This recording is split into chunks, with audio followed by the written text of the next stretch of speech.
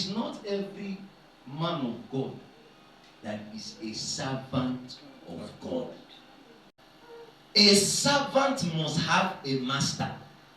Now, if a servant has a master, it now means that a servant must be instructed.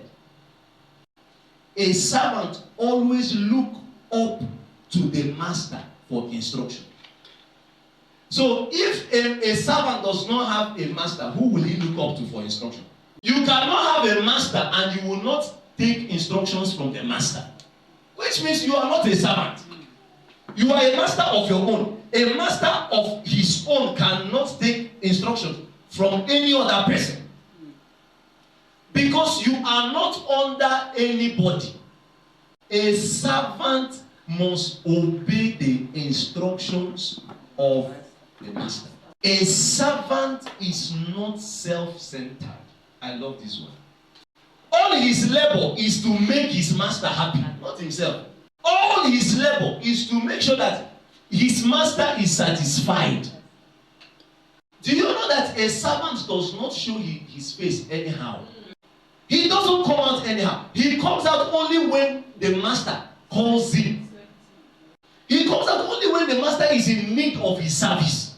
He doesn't come out anyhow. But today, check those who say they are servants of God. They are everywhere. Has the master called you out? A servant must be trustworthy. How many of the servants of God does God trust? So a servant is not always happy, but a servant endures. When we remember that this is the body of the master, and we need to please the master, we will now come to the place of endurance.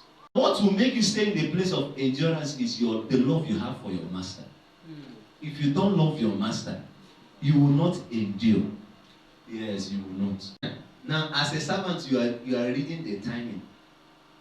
You are calculating the timing for your settlement. As a master, he is not even calculating your timing. He is calculating your maturity.